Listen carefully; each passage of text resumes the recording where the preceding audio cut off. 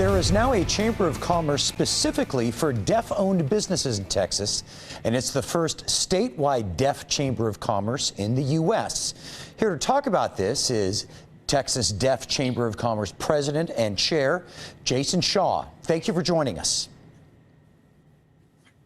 Hello, thank you, Mike. You know, first question, why did you decide to create the Texas Deaf Chamber of Commerce?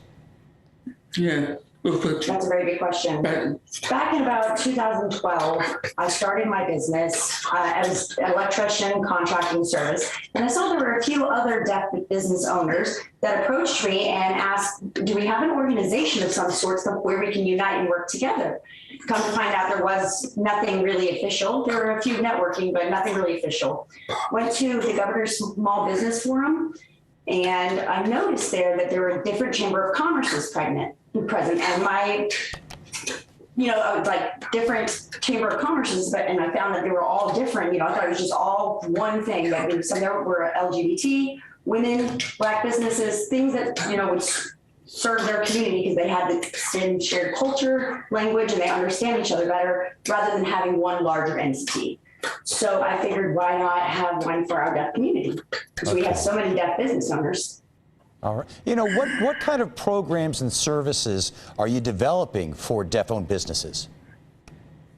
There are several initiatives that we have in place, but there are two critical ones that I want to touch on. We have a mentoring program to be able to help not just deaf business owners, but also people who want to just start a business. They don't know where to start, so we can provide workshops and mentoring services to help them with starting up their business. The second one is an apprenticeship program. And you notice that in the deaf community, from K through 12, we've got primary school, like here we have Texas School for the Deaf here in Austin, but then at the college level, what is in between? I feel like there's a gap there. There's something is missing. And there's a lot of deaf people that try to go into different trades, like electrician trades, like I'm in, for example. They go to trade school and the nutritional apprenticeship program is very resistant to providing access or having interpreters present for that. So that's where we can set up an apprenticeship program to fill in that gap. And that'll be the first apprenticeship program nationwide for the deaf community. What would you say is the big difference between your organization and all the other chambers of commerce out there? It's very simple. It's deaf. It's for deaf people by deaf people. In what ways do you think the city of Austin could improve the economic climate for deaf-owned businesses? Sure. Here in Austin alone, we actually have 101 deaf-owned businesses and 58 organizations that serve the deaf community.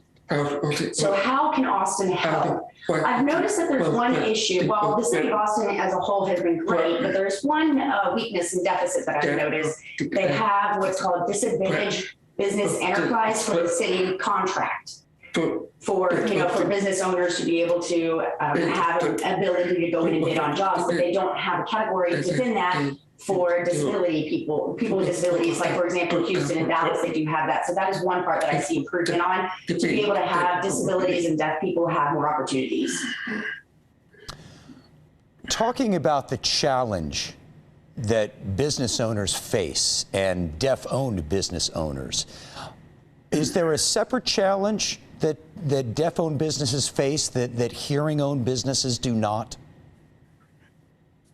Yeah, sure. One good example is like going to the bank. Say I want to get a loan. How do I communicate with them? Who's going to provide the interpreter? Is that on me or is the onus on the bank?